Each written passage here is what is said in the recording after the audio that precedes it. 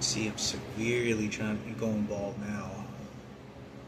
Pretty bad. It seems to only be happening here in the front, and it may be because of stress. I think it's not just because my hair growth, because I'm one of those very few people in life that have a full set of hair at like 55 years old, 60 years old, which is not very many people in the world when it comes to guys. Usually it has to come through genetics, but it could be stress factors. I'm not sure exactly why, but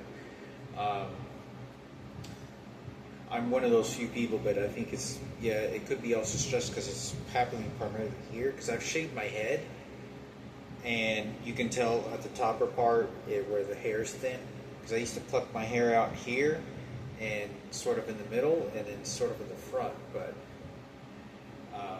anyway, I feel very, very old. Anyway, I wanted to talk about some really important factors about what's going on. God, I need Jesus. I need Jesus, but I need to go to church.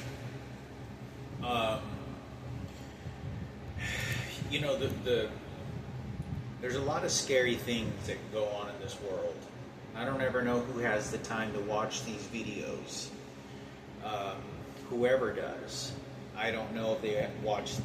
I know that there's people watching them because I was at Richland College and I made like an hour video and they were repeating exactly what I had said in the video. But I don't know whoever has time to watch these videos, or if they watch the whole video and then they cut segments of it, and then they sort of make segments of the things that I've said and then send them out to people that may be interested in listening to anything I may have to say. And that could be sabotaging me, that could be helping me, and that could be, I don't know, whoever makes those choices and who gets to watch them. But I know in this world, there is a tremendous amount of suffering. A lot of suffering.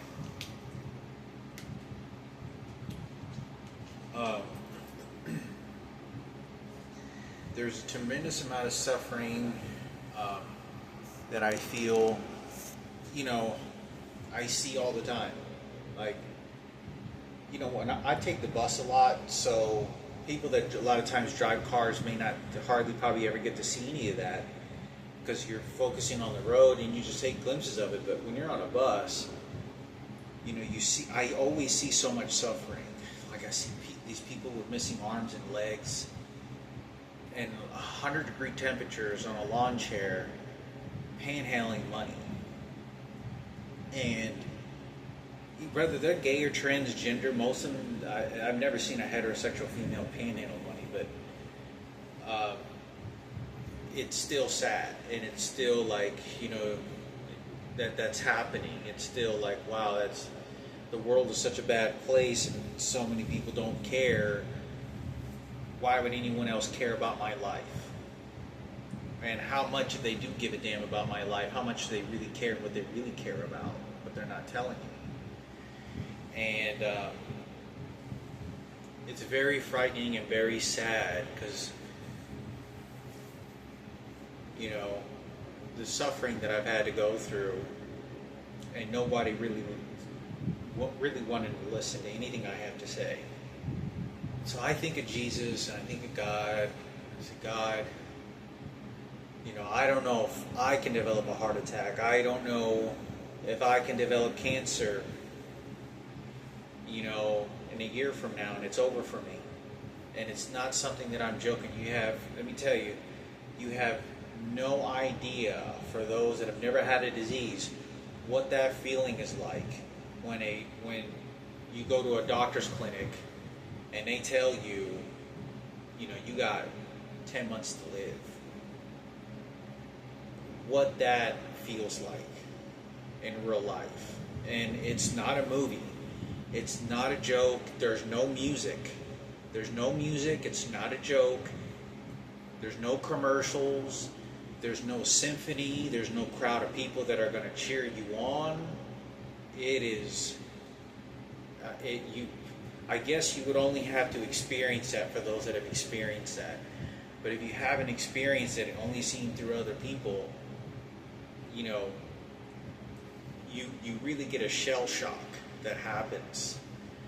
And it's very terrifying. Not just terrifying, it's just, I don't know how to explain it. Because your existence becomes to an end. And you think about God and all the actions He did. You think if God exists. You think of all the people that have died before you, and if they went to good places, and how much better were they than you? How much choice did I have throughout my life that was choice, that wasn't? How much regret do you have? I have, when it comes to women, real heterosexual women, I have the most unbelievable regret you could ever imagine in life. Because I didn't take the opportunities at times. And you can never get that back again. Because when your life gets later down the road, it's not the same. And, you know, I don't have a love story that never happened in my youth, going to the movies and going to carnivals, you know, spending a lot of nights in bed watching movies with a girlfriend. I don't have no story at all. Zero. Other than my ex-girlfriend, she was one many years ago, who she passed away from cancer, Ginger Johnson, and then I got raped by a transgender. And but other than that, I never experienced anything. So it's very hard because, you know, I'm a CNA, I'm a licensed CNA, and I'm going to be helping people, and it feels good, you know, to help people, you know, as a job, and I do get paid, and that's what the job title is, right? And but there's a lot of frightening things. Because the people that watch these videos, I'm not sure if they understand how ruthless my mother, whatever went on with my mother and her twins, and if she had triplets, I'm beginning to think maybe Marco's triplets as well. Because one day that Marco showed up, Marco looks different from the twin that I saw when we went to Golden Chick one day about 5 years ago, and I was wearing a purple t-shirt.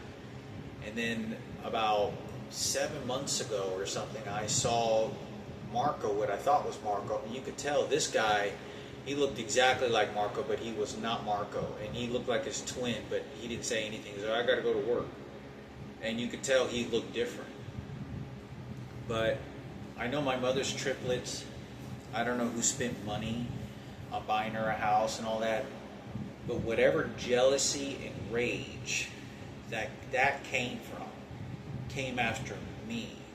The same way, very similar way that Frankie had to deal with my mom's shit. Because nobody cared. You know, you got to understand that nobody cared because we met Michael Jackson, and, well, this guy molested me and my brother, so I'm going to go ahead and get some of that. And so they attack my mother, and then my mother then has to throw the child away. And Frankie has to witness that, and so do I. And if it wasn't bad enough, my mother's child next door was like fucking completely cut off from the family. And she was just laying on the floor. Like sometimes just barely moving her hands, just doing this stuff. She would just be laying on the floor with her legs open. And I'm talking about like have you ever seen somebody that had soft tissue, like you could tell they didn't have any sort of muscle tone at all? That's exactly how she was. She was just like very extremely flexible and just doing this and sometimes barely moving. And I remember sort of how active she was at times. And it's very heartbreaking because I think of that sad story, and I think about, like, I go over to my mother's yesterday, and I can't tell you how many times this has happened. And my mother, I told her this a couple of times, and it bothers me. My grandma, I think, was a transgender, but I knew my grandmother very well. She stayed with us for a while. She was very nice. She cooked. She had some mental problems of herself, and she spent Christmas and Thanksgiving with us a few numbers of times. And she passes away, and she doesn't even tell me. And it's not even my mother. It's my mother's twin. I have no contact with my biological mother. It's only my mother's twins that I'm having any kind of communication with. And it bothers me because it was like, how could my grandma die and you not tell me? That my grandma dies, and like whenever not only that, but I was communicating with her frequently. She doesn't tell me that she dies. Anyway, and she died whenever I was told that she died when Michaela and I were living at the homeless shelter. She wasn't living there, she was working there, but I was living there.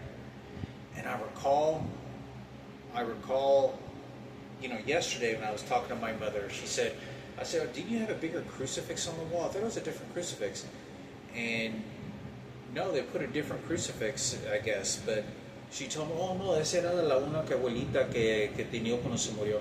She told me that that's the crucifix that my grandma had when she died that was placed on her chest. She had a crucifix placed on her chest like this when she died, and my mother's sister, identical sister, triplet, grabbed the cross. One of the sisters did. One of my mom's sisters, her identical sisters, grabbed the crucifix, and now it's in my mother's room. And when she told me this, she told it to me in a smile, like death of wish. Oh, la tenía la cruz aquí cuando se murió. Like she was sort of making laughter of death. Like, this is like, holy shit, like this is my grandma.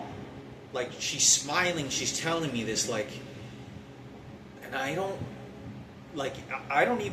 I'm not thinking like that's fucked up, Mom. I'm past that. When she's looking at her, I'm like, I'm scared. Like she's gonna kill me. Like she's gonna dispose of me this way. Like this is scary. This is not a joke. Like you're looking at me and you're talking about your own mother dying and has a crucifix on her chest, and you take it and you have it placed on your wall and you're smiling at me, and I can tell and feel that this person is enjoying the casualty of death and then sort of just like doing this shit, and it's scary to me. I didn't like it. And one of the things that's very scary, let me tell you, out of this entire video, I don't know who the psychologists are, and I don't want to be persecuted by my mother because this is not what I'm doing. You have no idea the torture that they did to my mother. You can turn people into monsters and fucked up because of the behavior you're doing to them, just like they're doing to me. But my mother, and I still think about it, I still think about it, and I'm still disturbed. For those that don't know, Mr. Zarate, Robert Zarate, Sr., I was thinking about him the other day. I went to the doctor's office to get my back skin checked, to see if there's any lotion, whatnot could help a little bit. And I saw a guy walk into the bathroom when I was downstairs before I went upstairs and I used the restroom, and he looked like Mr. Zarate. And I remember Mr. Zarate, I watched him die. I didn't watch him die, but I walked in there and I was just crying. It was one of those situations where I couldn't hold it in. I could not hold it in, like the toughness or the tears, or try to numb it out. I couldn't, because it was somebody that was so dear to me and very nice that I couldn't ever repay him for what he did. And he always liked making jokes. He was a very craftsman jokes that all of a sudden he could come up with these random jokes all the time. It was so unique, very weird. Never met anybody. He'd come up with some really great jokes, and it wouldn't be like just a joke. It'd be like a riddle joke or something. And he was pretty good at that. And I remember, when he was declining, And he used to feed me all the time, and I ate at the dinner table. It's one of the first times where I started to feel like a family member, and I felt like a family member because my mother was going through so much stuff. Her boyfriend and her were taken off when I was 15. By the time I was 14 and 13, my dad had committed suicide when I was 13. So for like the first 2 years, my sister dies, she's in diapers, my dad's in a nursing home, and it's a tug of war who controls what's going to happen with our family. I'm on probation by the time I'm 15 years old, so law enforcement is already involved with like psychologists and whatever goes on. And it's wild because it's sad because when Robert Zarate Sr. He died after his son died. After his son died, which is never supposed to happen, right? Robert Zarate Jr. Bubba, they called him Bubba. I was calling him Robert, and he was 17 years old, and he was killed by a car. He was the one that was with Edward, who was with an identical twin. And I saw Edward Rangel's identical twin in New York. But Robert and Edward, they died together, and they got hit by the same car. And at 60 miles an hour. The car was flying through, not just fast, but going over the speed limit, and ran directly, and it was a horrific car wreck. The autopsy, I was told that they had broken, that my friend, Robert Zarate to me, Jr., who I grew up with, he was my brother. He was my brother. And he got hit by this car so hard that he flew up on the windshield. And I used to box and we used to do athletic shit, so I used to wrestle with him all the time. So I knew him very well. Whatever he did, I know that he was gonna. If he was even a millisecond to try to get out of danger's way, he was going to. But the car was just going too fast. There was nothing you could do. Nobody could dodge that. And when that car came and hit both of them, he rolled on top of the car and he flew up in the air I was told 15 feet in the air. And the autopsy said that he had broken his spinal cord from the neck down to the lower back in 7 or 8 different places. He was going to be a quadriplegic, guaranteed he had survived. He wasn't going to be able to move a muscle. And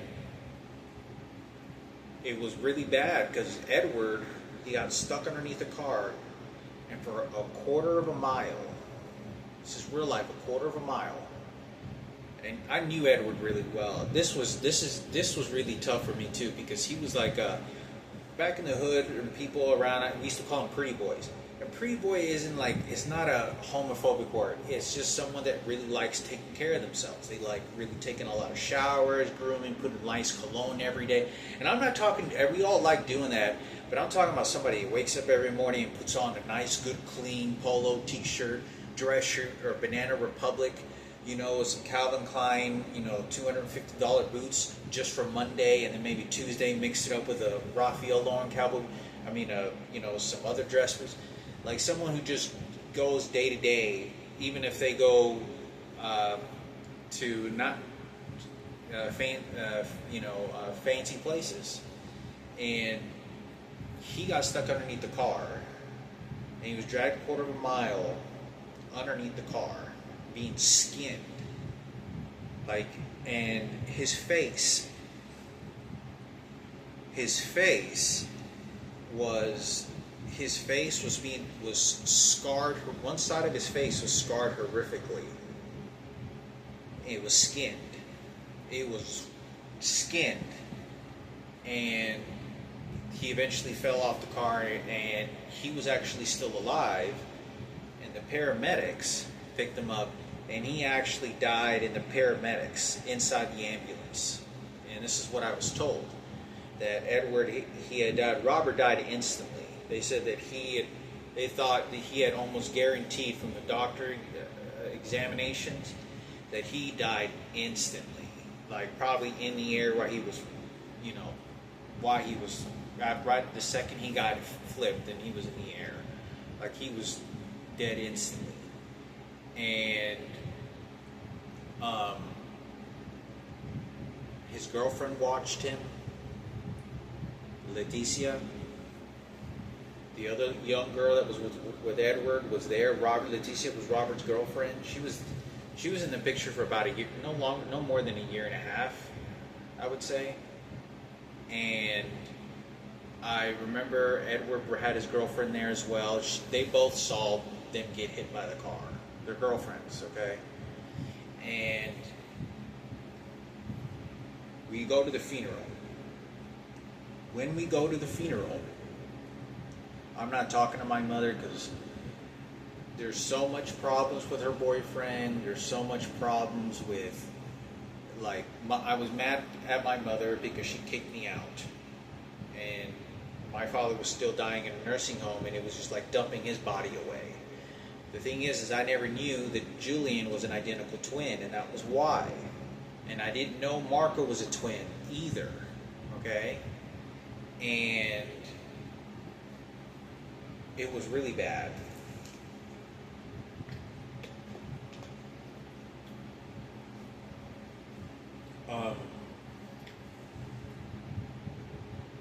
We go to the funeral, and this is the most disturbing thing. I'm sitting, I don't know, like on the second row, third row. I didn't want to sit in front. And I was the closest person, and I didn't say anything. I was just mourning too bad, and I just didn't feel like there was nothing that I could say or do. And I was very young. I was just about to turn 19. It was on Christmas Day, and my birthday was like in a few days, you know. And there was a long line.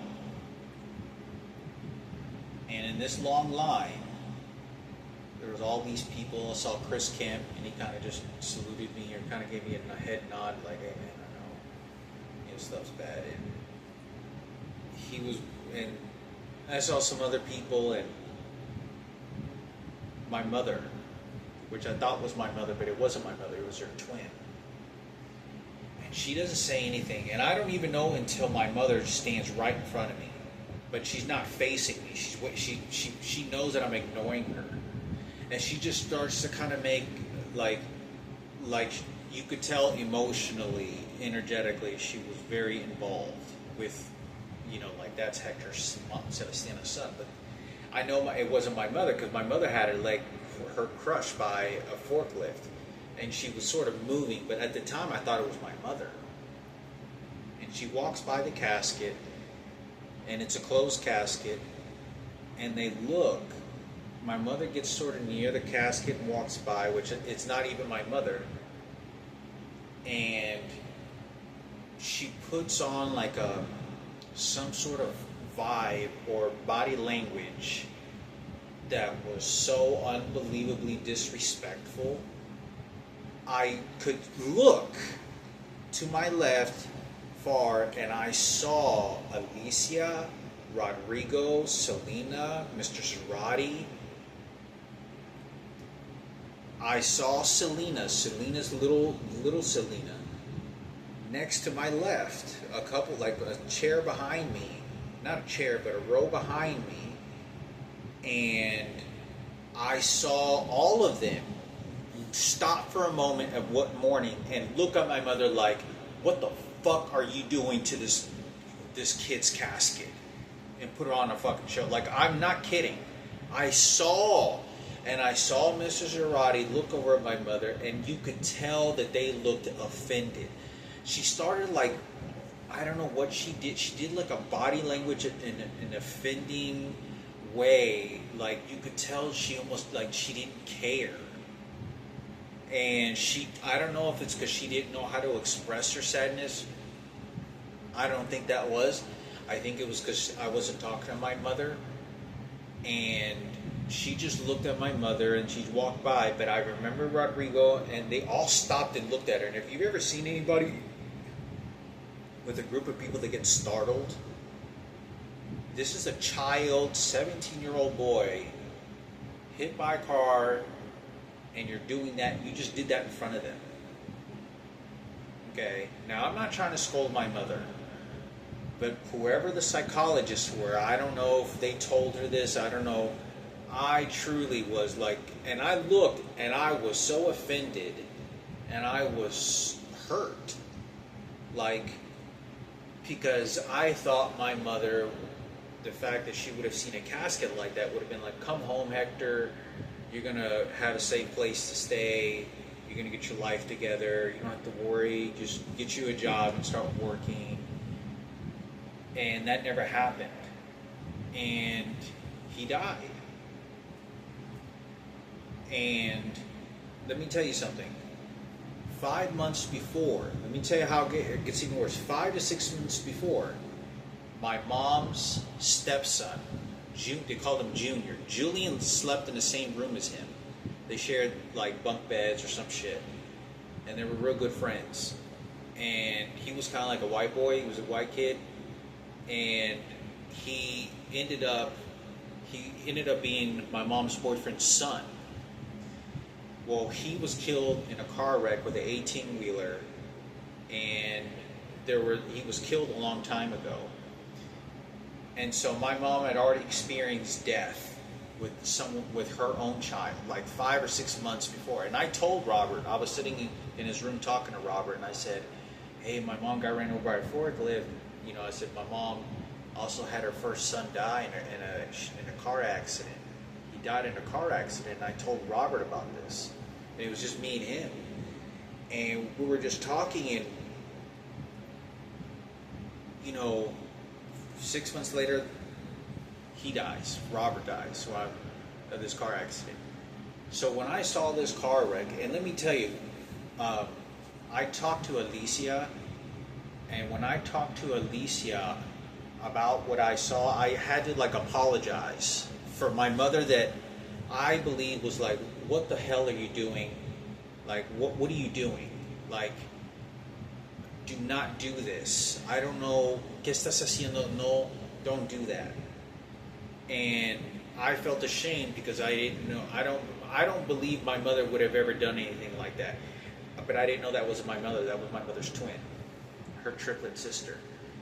And I had to go. And when I talked to Alicia, I could tell that was like, it shuddered them, and they thought of me like, not that they scolded me.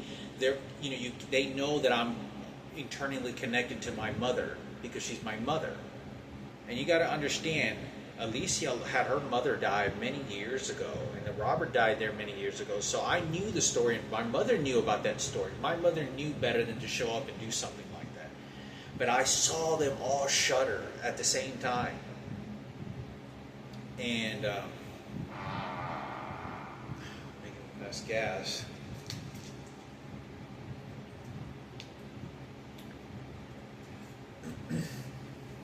And I saw them shudder, and I saw the pivot. I could tell by when they looked at my mother, they were like, it was. It's not like you get offended it's a different type of offending. It's like an internal mortality offended. Like, I can't believe. Like, they looked like they were looked at like pissed, like for a moment, like. And I remember watching right ago, and I saw Mr. Zarate. He kind of looked very shocked. He's sitting at his son's funeral, and they were very nice to me. I didn't really know Selena very well. I just casually talked to her. She was only in the picture like the last, I think somewhere when I was around 16, 17. But I never had really much conversations with her. But Mr. Zarate always did. And he'd always sit on his love seat and give me conversations and, tell me how church went. And, he talked about his first wife dying, because my dad's first wife died. And so I remember that. And I saw Selena, like little Selena, like some of the people on this that were on this aisle over here, You know, because they're not chairs. They're like, you know, you ever going to church? They're like long church seatings.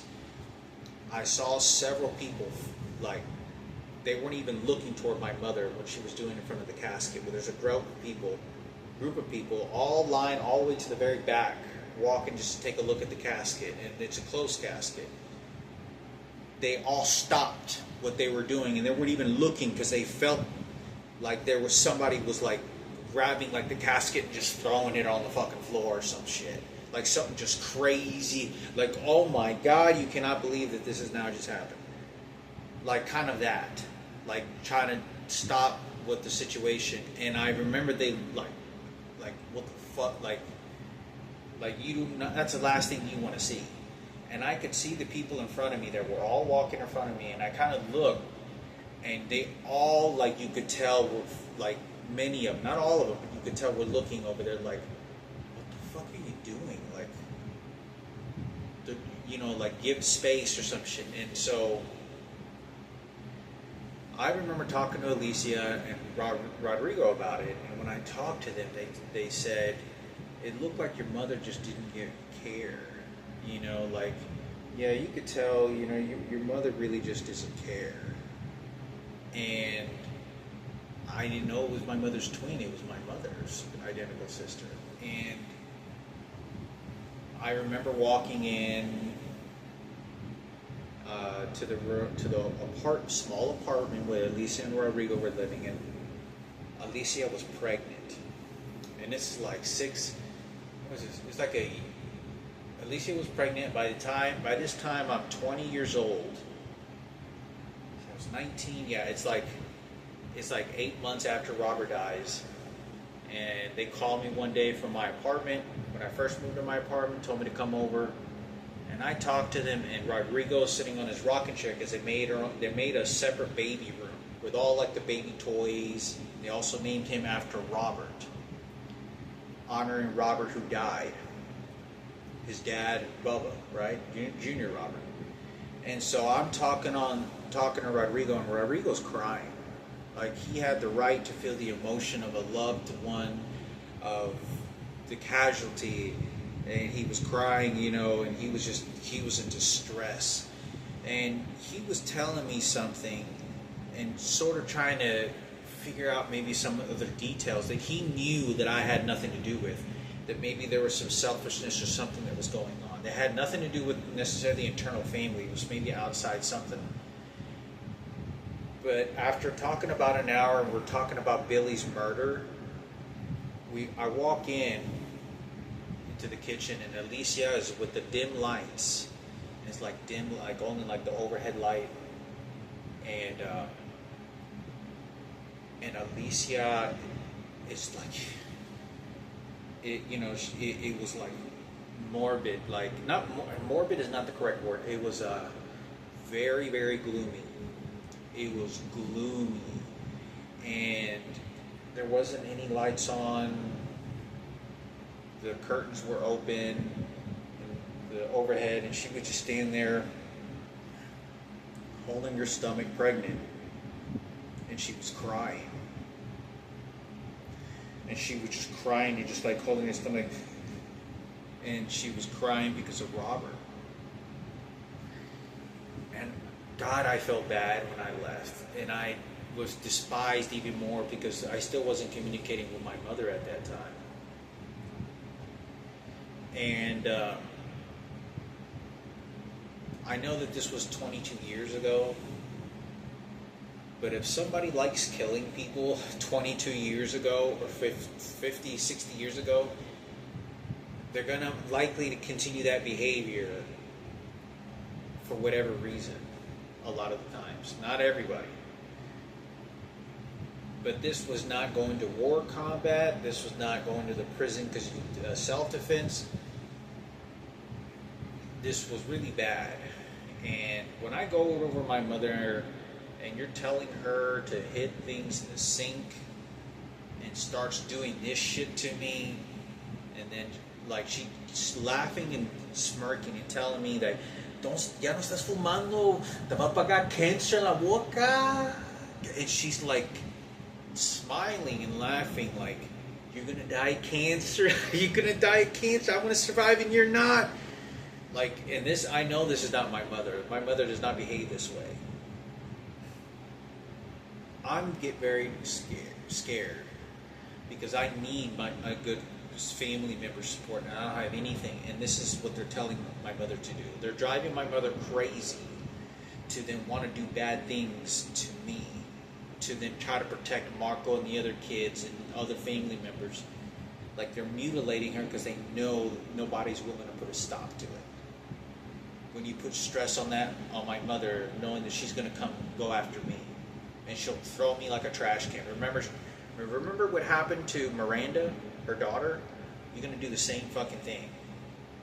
You know, like, and I don't know if anybody cares, you know, but I get very disturbed by it. You know, I get very, very disturbed by it because I know what's happened. You know, nobody cares. And you're just having her dispose of me for your profitable gain in a new DJ career contract, to clean up for Michael, to clean up for Eric, to clean up very specifically, only focused for Kenneth. She doesn't give a shit. My mother was not there. My mother's twins were not there to figure out what Bethel's character was like, what Lupa's characters were like, what my grandma's. She doesn't. She was not there. So when my uncle starts telling her garbage shit, she's going, "Oh, you're a good guy." No, that you don't know the story when my mother was there. You don't know Lupa and what she just did to my dad. And she doesn't want to listen. And nor do the psychologists. They don't care. Because you're talking a long time ago. I don't care. And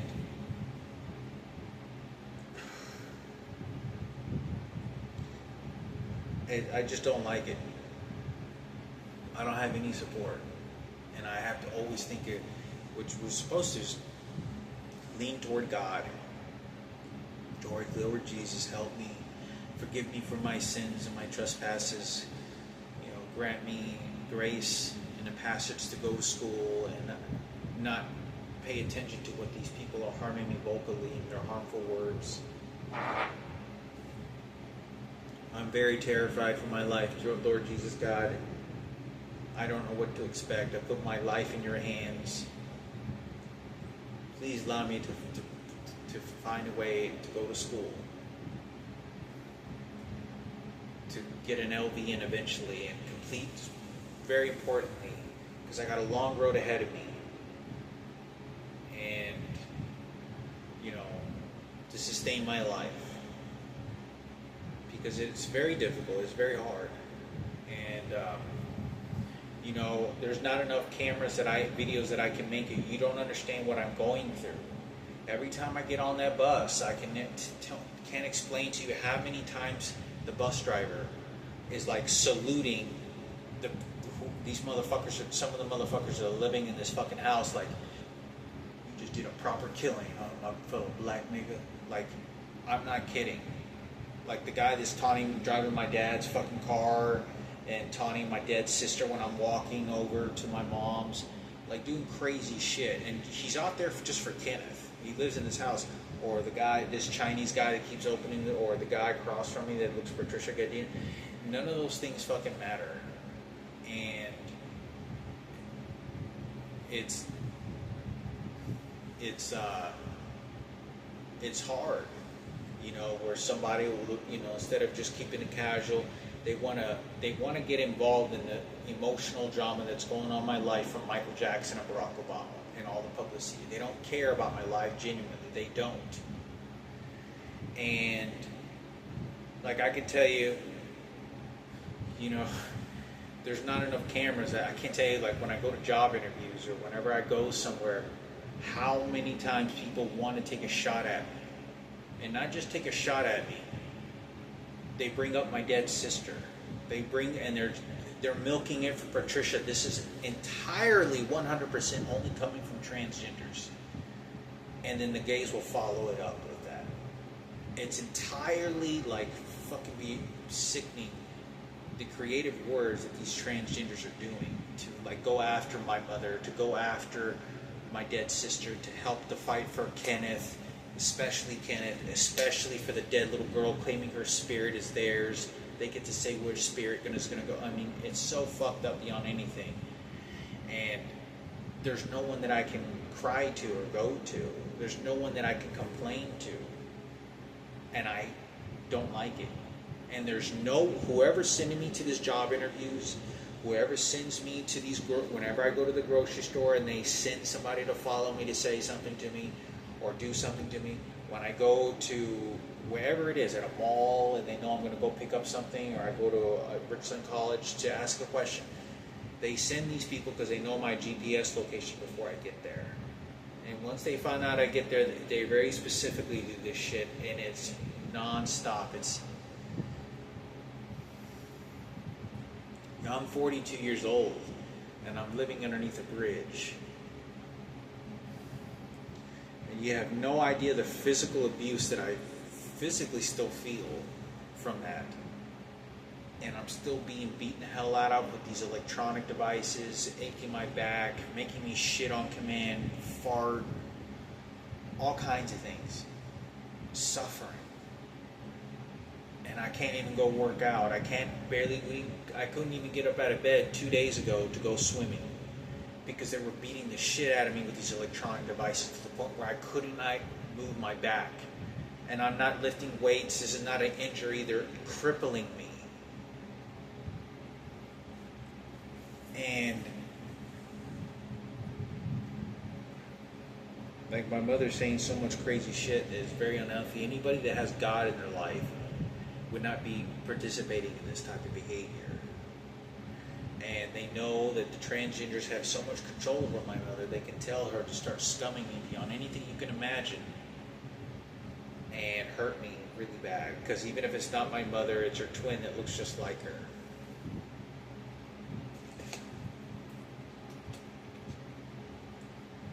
In fact, it's so bad. They know they can take advantage of the circumstances of what my biological mother, Frankie's position, and Julian's position. And they know they can take full control over it. And I can never explain this. This is about feeling sorry for Kenneth and the transgender Kenneth he is and the real man that he's always been.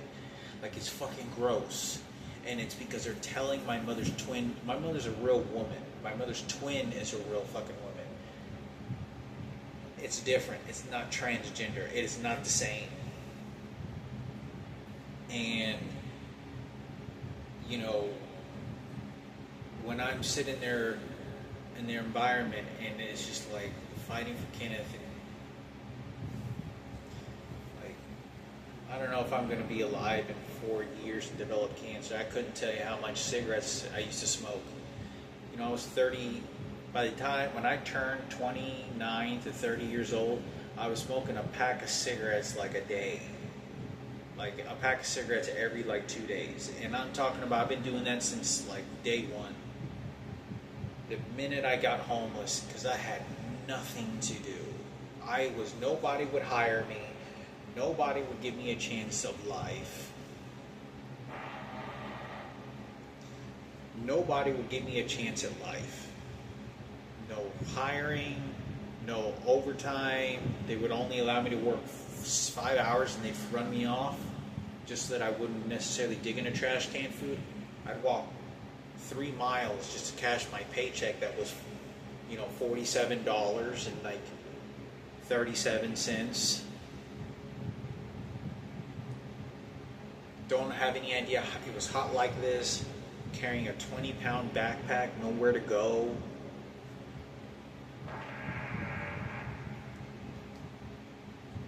Where I then have to like, okay, well, I'm going to be sleeping underneath the bridge tonight. Well, at least this bridge, there's not too much traffic. Hopefully there's not any roaches, too many snakes. And that's what really what I'm thinking. And I'm walking like 2 miles after I cash my paycheck, another 2 miles to find a place to live underneath a bridge or a swamp.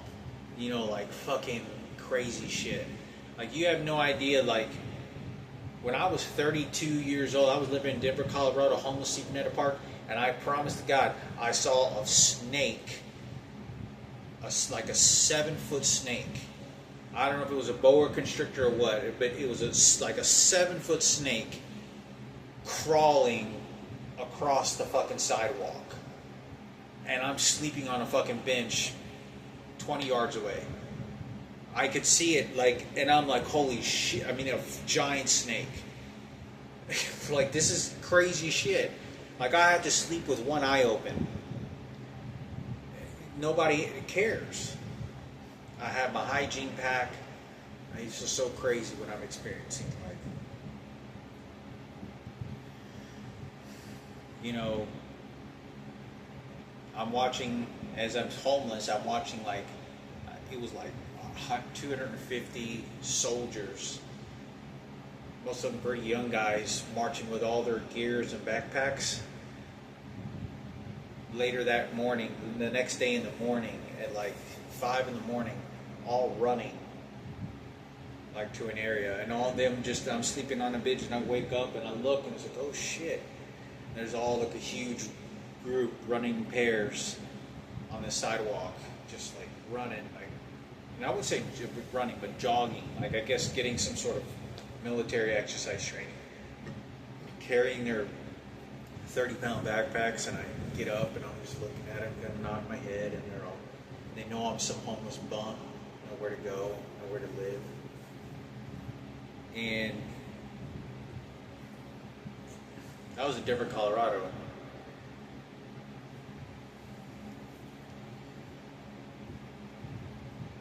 It's really tough to live out there. You know, I see homeless people all the time. Some want to be homeless. Some can really change their life and they don't want to. You know, and I can't do anything about that. You know, some really don't. But, you know, I wasted so much time. And here I'm trying to go to school and people telling me I'm not going to go to school. You know, couldn't tell you how worthless that they don't care. Like, I constantly always have to pray to God and like, God, please help me, protect me, comfort me, allow me to go to school. Please do not allow them to deter me from, you know, going to school and doing something of your God work and telling me who God is, telling me that what my career is going to be, because, you know, the music career is there, or whatever it is, and they're telling me Jesus is what told me. No, and I tell you what God is, and that's what they're doing. Or they keep threatening me, they're going to get violent with me, and they use fear as a mechanism. You know, I'm at the print shop over at Richardson College, and they're doing this to me. You know, I'm talking to a success coach, and they'll start bringing up shit, and I know what they mean, but it's hard. At 42 years old, I don't know what could happen in life. You know, this entire time, I literally was smoking.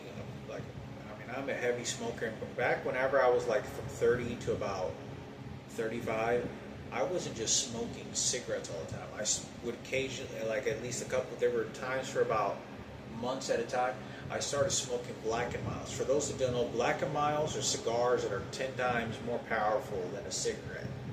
And I would just sit there and underneath the bridge, you know, at a park, because I had nobody would. You don't understand there was nothing to sort of calm me, mellow me out. The stress of like my dad's money got taken, I got kicked out of the house. Julian doesn't give a fuck about what's happening in my life. Frankie is nowhere in the picture. I talked to Frankie once, and nobody cares about the truth that what I had to say. And this is the exact worst nightmare that my dad, Raymond Paloma, did not want to happen to me. Is exactly what he warned me about, that I don't want these bad people to put you on the streets like that. And that's exactly what they did to me, and they kicked my father out. And it was very bad. It was very, very bad. My mother wouldn't have liked for me to be homeless like that. For my mother's twins to enjoy like the way they behave, and sort of like, I don't know what they call it, but I understand it because I've had conversations about this where maybe the woman starts to go crazy to put pain on other people because the pain is too extreme, and it's been known for women to go through extreme pains and through extremes amounts of pain, and she'll kill her children or she'll put her babies in the microwave, you know. And it's not because she hates a child, it's like a traumatic shit of the overload of stress. And I saw this before. Me and Julian once saw my mother before she got ran over by a forklift. When Marco was just a little kid, he was like a year and a half, maybe not. He was like a year old, I think. I don't know, but he was still in diapers. He was just he had looked like he had just barely started learning how to walk for about 4 or 5 months. She was about 10 months old, and she went like this, and she drop kicked him. And I'm talking about like, this was not like a love tap. I just saw like drop kicked his ass, and I saw his back fly like he was a rag doll. And me and Julian had to get up very quickly and like to protect that little kid. And we both started screaming, and we had no idea.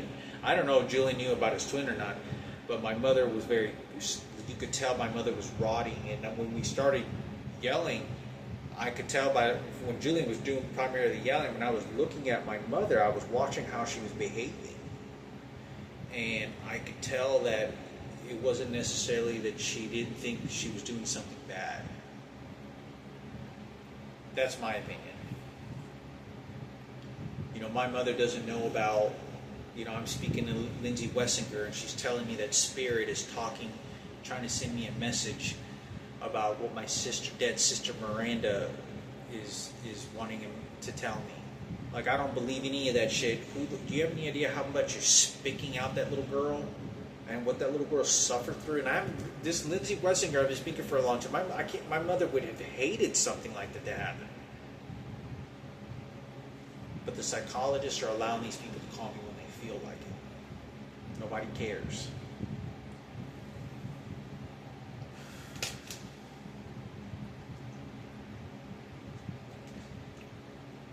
And I love my mother, but lately, not just lately, but I always get nervous, like, because it's not, I don't think it's just because of her twins, is that you're putting so much horrible shit into her head, like you're waiting to use her as a vessel to get rid of my life. And you're preparing like a death, like it's a casualty, because you've already known, she's already practiced that with the other dead kid. And like, my mother would have never done any of this. My mother was not like this. I'm 42 years old and my mother is 68 years old, should not be experiencing this. And we did nothing. We don't want to be in the public eye for Michael Jackson. That's what you're doing. For Barack Obama. No, this is for Barack Obama. No, this is for Barack Obama. This is for the blacks. This is for the blacks. No, this is for Michael Jackson. The emotions of Michael Jackson for the gays. The gays. They know all her kids are gays. You know, let alone that I have to constantly worry about. Like, I'm always thinking, you know, they're going to rape my sister, or they're going to send some nasty pieces of shit, which I know they already did, toward my sister Michaela, my biological father crying to me when I was a kid. If he cried toward me, how much do you think he's going to be crying toward his daughter that looks like that? She looks like a supermodel. And it's very sad. But I think that it's just terrifying, you know, because all that they're doing, getting her to do is clean up for Barack Obama and Kenneth Cooper. Like, what my mother went through and what I experienced, her watching me abused by her little kid, like, nobody cares. And I have to, like, pray to God, like, that these cigarettes and all this stuff don't catch up to me until, like, I'm 60 years old. And, you know, I watched 6 weeks ago, there was a guy without a nose. It's a true story. We all go through problems. But if you just focus on the U.S., right, U.S. citizens, or at least the people in the United States. I saw a guy when I was going to school without a nose. Like, he had nose cancer, and I could see cancer, rotting flesh, like open, rotting flesh and blood splats. and he had to like move his mask every once in a while, and it was just rupturing blood splats on his face, on his hand. And I mean, I know that he was terminal. There's no doubt in my mind, whatever they did or whatever happened, they told, and this is 100 degrees outside, in a construction area where there's like dust, and it's just like concrete hot, okay? Texas concrete hot. Hot air is blowing toward you when you're at the bus stop. He's at the bus stop. The next day I see him, he's on a bus. The next day I see him panhandling out in the median. Like, just looks like he's spending his last months of life in the middle of the street with a sign that says, please help for financial money so I have a better life. If you don't feel sorry for that, what makes you think you're going to feel sorry for me? And if you don't feel empathy for that, I understand that, you know, sometimes people are monsters. That's some really brutal shit. And I can't even tell you, like, enough of my experiences, like, there's, you know, so much of it is like just a blur of homelessness and just wandering misery with, I couldn't eat comfortable food, you know, I couldn't sit down in restaurants at times because they would kick me out, you know, I had to get up and leave, I had to abandon meals in front of dinner tables dozens of times, more than like 20, 30 times, more than that probably, where I have had to get up and purchase a meal because of the environment, or somebody was going to do something to me. Racism, and it was all transgender, all of it. It was in homosexual. And I did nothing. It was just, let's fight for Kenneth. He's the real man. Let's feel sorry for him. Let's feel like there's no logical mental state of justice sense. It's just, I'm going to scavenge whatever I can from Michael Jackson and your dead sister, your mother's a bitch. This is about Kenneth and the transgender community and Michael Jackson and Barack Obama for the blacks and the transgender. I mean, they don't care. You could have put somebody that really did molest 15, 20 children. And because he changed his life and he was connected to Michael Jackson, they let him get away with it. They felt his emotion right there, emotion and forgiveness for him. That's what they did. And there was no sense of it. They just thought about fame, they thought about who they liked, and they didn't think about, this is just a normal human being, just like another normal human being.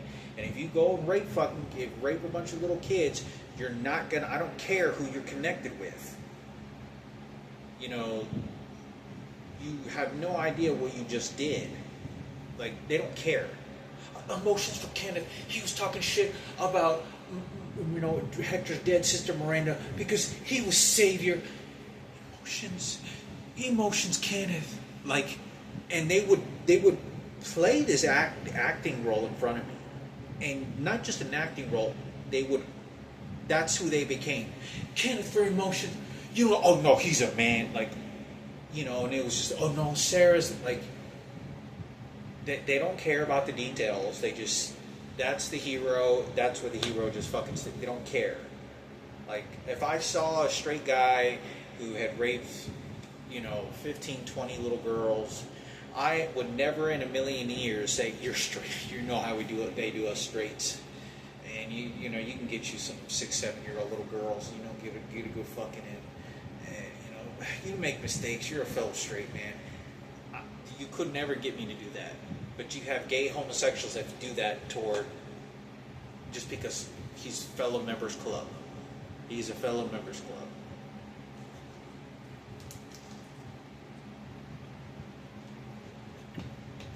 And it's tough, you know. There's a lot of suffering. It's nice to be able to help people. I'm getting an education to be able to help. I'm getting an education to be able to better people. And I can't wait until the day. I know that it happens in nursing homes, rehabilitation centers, but when I work in a hospital, Mariah Carey once said, "It's not if you're going to make it, but when." So when I get this patient care technician license, when I get to go into a hospital and watch somebody with leukemia or better get a plastic anemia, but leukemia is close enough. I get to take care of them as a patient care tech, maybe at the same hospital I was at, and they get to go home and recover, go back to their families.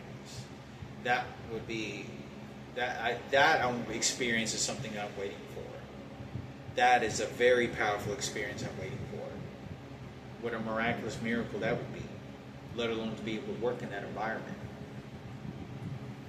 In a hospital, not a nursing home or rehabilitation center, but in a hospital.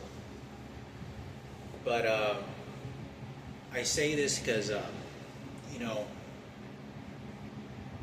if I had enough money, I'm telling you, I'd have like a Capri Sun and give me a little drink and be like, hey man, you can get you something to drink, get you something a little, not too sweet, nothing flat. Here, get you something to drink, rehydrate for the day. Helping somebody, because we're all going through this world. We're all going through this world together. And, I know what it feels like. Some people don't. I see people, and even though whatever they think they gave my mother and her twins, and whatever she had to sacrifice, all these people that I watch, a lot of the times I think, they're never going to get a car. Nobody's ever going to show up and give them a free car. No one's ever going to show up and say, hey, let me buy you a house because you had 3 kids. Nobody's ever going to say that. They got to go to work. That's it. Like, they see me and all the shit that's going on. If they may not say nothing to me, that's fine. Some of them don't, which is great. It's like a normal day. But I do, the ones that are real quiet, very sort of humble and kind of, I think it was like, nobody's ever going to show up and say, here, let me give you a music contract just because of this. And, whatever these, and many of these people don't know the story, don't have any idea that nobody had to give me anything. My dad gave me something, and someone came and stole every penny of it, and it was in front of lawyers, and it was in front of everyone. And when that was over with, they never came back and gave me anything. They just stole everything. They took my youth and they ruined my life. And then they told me what I was going to do for a new career because of all the publicity and social attacks that were happening toward me.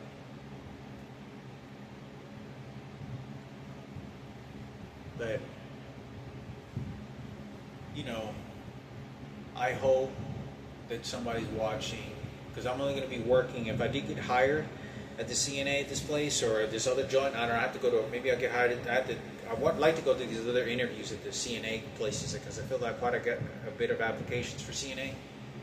2 of them have already contacted me, so I can go there and ask them and figure out which one I think will be best fitting for me. And when I get there, I can, hopefully it'll be very mild, so that, because I know what's going to happen. Everything's going to be in this discouragement, because they already know 50 Cent and all these other people spent this money on equipment or whatever it is, and whatever, they're just going to shit it out. So that's not his money, that's their money. So it's the suffering, and even if that none of that was ever going to happen, and it was just I'm just being over analytical, it doesn't change the fact that I'm having to experience that garbage while I'm alive instead of enjoying the day. Like, instead of being a normal work environment, like, I go grab a lunch over at the sandwich shop, and you get some chicken, eat some protein, or get a salad, and just like everybody else, just work, not just work, but, work among each other and work, and, what we're supposed to be doing, taking care of patients, having life processed in the natural way that it is. And it does make me feel grateful, because sometimes, we can all not be grateful for what we have. You see people with what they lost many years ago, but I do not believe it's healthy for a human being, when I speak about myself as well, to Pretend that I never had a bone marrow transplant. Pretend that I never got raped by a transgender that had their genitals cut off and I was victimized and only 4 years after going through chemotherapy, nearly dying. I had to wait at least 2 years before I could even go swimming again. It was 2 years. The doctor told me, do not go swimming again. The sun can really harm you. For 2 years. And I did that, I chose to do that as well. Let my hair grow out, let the heart fluctuate, you know, so that it goes back to a normal size. Let any indication of any strokes, any rushes to the blood to the brain that I feel, any altering, so I can take care of my heart, I can take care of my brain, my eyes, my body, anything, genitals, pooping problems, anything unusual, working out, bones break easy, joints don't work, anything, so that, because my body inflated back to a normal size. And so that was just 2 years, but I was about 26 years old when that happened. By the time I got out of the hospital, my hair grew back. I was right before it was 24 years old. Like, I got out of the hospital, my hair, I had a full set of hair by the time I was like in November, December, and I turned 24 in January. For the first 2 years, the doctor was like, you know, be careful if you go out swimming because the sun the UV rays can really harm you. Develop cancer, you know, skin cancers is a big problem with the sun. Is that when you go out there and something like that, you know, I'm 26 years old. So I can finally go 26 years old, pretty much live a normal life. And only 2 years after that, I get raped by a transgender, shot the hell with electronic devices in public in front of everybody to be shamed, never have a career. And then I go homeless at 30 years old for the next 5 years, traveling from plane to plane, just wandering around because trying to find a job, trying to start over. I'd go to Alaska. Hey, do you have a GED program? No, we don't have a GED program. Oh, great. You know, trying to look for a girlfriend the entire time. One of the reasons I was homeless was because I was in search of a new girlfriend. I was in search of a woman while I was young. Hopefully I come across this beautiful girl that I can talk to and see in Alaska, like when I saw her at a grocery store. Maybe like Leanne, maybe I'll go see Leanne again, or something like that. Hoping I could connect with a girl, find, you know, a beautiful girl of my life to build with. And they just kept on throwing me homeless, and I just kept on aging, and I couldn't work out anymore, and it deteriorated. That's all that happened. I was started to smoke a whole lot of cigarettes, and all kinds of bad shit started happening, and it's fucked up, you know? There's a lot of bad things. A lot of bad suffering out there. You know, there's suffering everywhere, nursing homes, you know. But when you don't have the basic essentials, a lot of the times, you know, a good, you know, some good hydrating fluid, you know, a bed to sleep on, that's really bad. You know, hydrating food, good nutritious food, and a bed, you know, a quiet time to yourself, that's pretty bad. You know, and I see that a lot. Some people do. I've seen people stand out there in the heat. I don't know how they do it. I don't know how they do it sometimes to be in that heat. I mean, I feel like I'm burning when I'm in the sun like that. I feel like I just burn times. You know, like I don't really necessarily get a tan. I get some of the tan, but I feel like I burn on my face, which I do, and get sunburn and on my shoulders. And I get them on my arms too. But, it's you know, it's just I'm very grateful. I'm really grateful I got you know, hopefully I get to work, but they're going to pay me, they pay anywhere from 16 to 19, so I'm guessing maybe between $17 an hour, especially since all the shit that I got. Hopefully they will. They may just underpay me because this is my first CNA job. And then I have to go to these other CNA job interviews. Hopefully they'll contact me, but I'm looking forward toward that. So I thought I'd make a video on this. Please bless my mother. Do not attack her. Do not make her miserable. Please watch about how this is going on. For goodness, life is short. I believe in God and like to worship to God. Like, God, Jesus, you know, help me, help others in the little that I can. There's a beautiful quote that I just read about in the Bible. I can't remember what verse it is, like the Proverbs 4:18, but it says something like, "For I know that nothing good is inside me, in nature that is. I do not have the will to carry it out. I do not have the good to carry it out." And that so much of that interprets that we're all sinners and we want to do good, but at times we don't, because we're naturally like sinners and don't have the nature to do it out good.